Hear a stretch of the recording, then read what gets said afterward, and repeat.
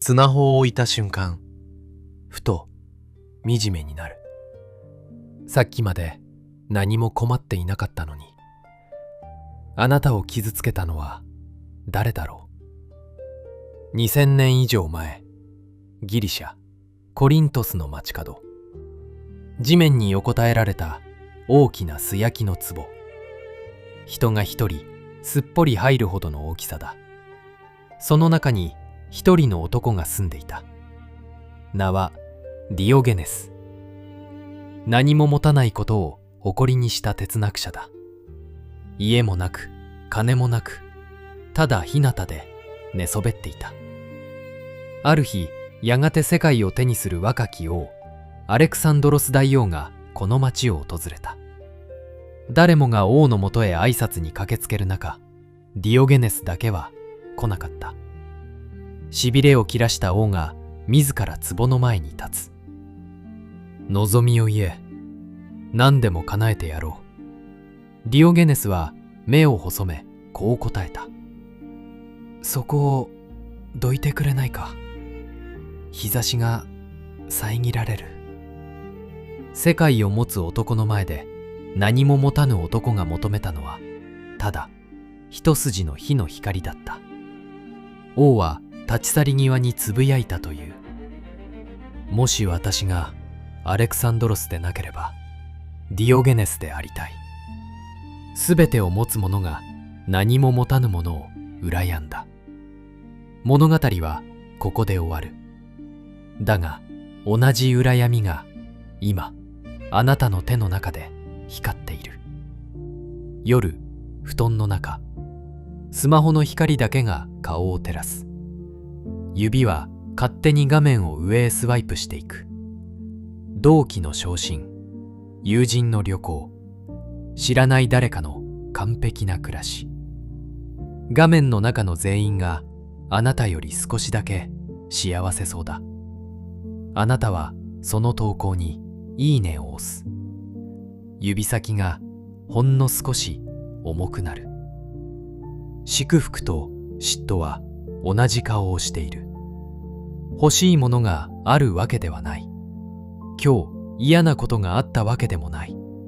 なのに画面を閉じた瞬間、理由もなく胸が重くなる。そしてあなたは思う。自分は何者にも慣れていない。おかしな話だ。さっきまであなたは確かに満たされていたのに。人には自分の価値を測る内側の物差しがない。だから他人を見て測る。72年前、心理学者フェスティンガーはそれを社会的比較と呼んだ。給料が高いか、顔がいいか、幸せそうか。絶対的な答えがないものほど人は隣を見て決めてしまう。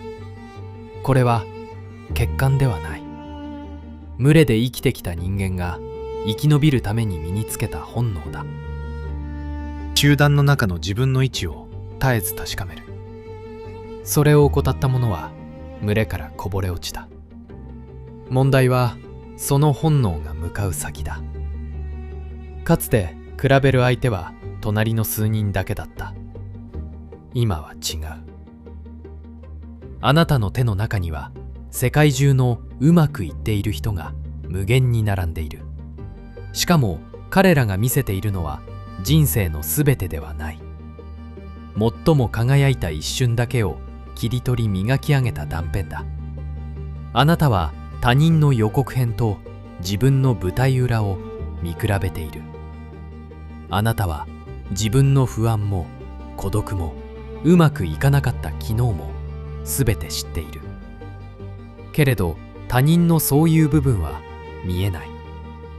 見えないものとは誰も比べられない。勝てるはずがない。これは初めから不正な勝負なのだ。そして脳の仕組みが追い打ちをかける。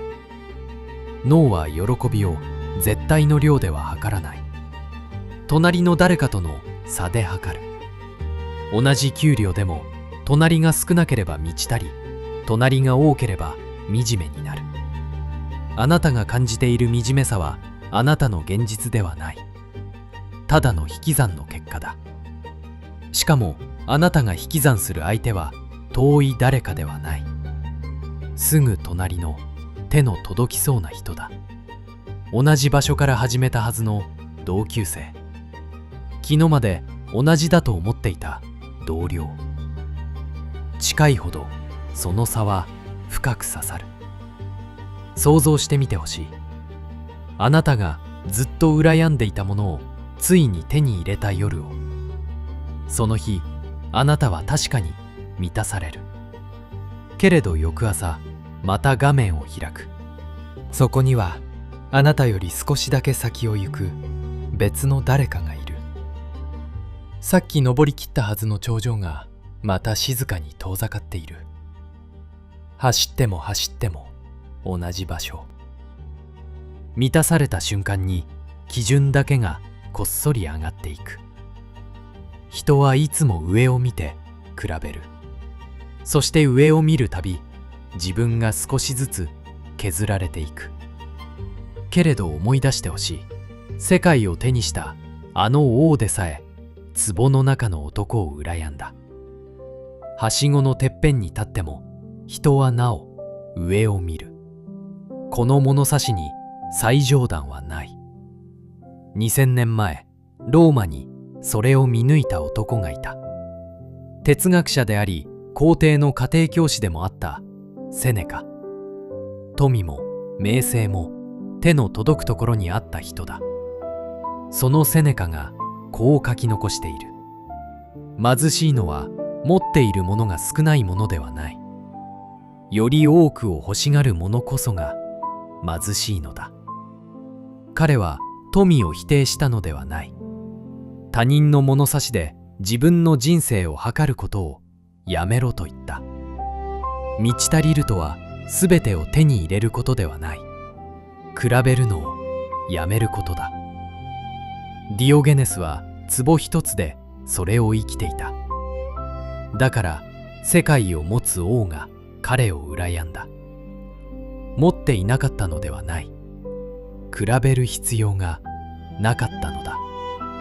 あなたの物差しはいつからあなたのものではなくなったのだろう。スマホを閉じても世界は変わらない。昇進した同期も旅行中の友人も明日には別の誰かを羨んでいる。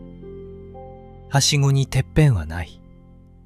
みんな同じ坂を登り続けている。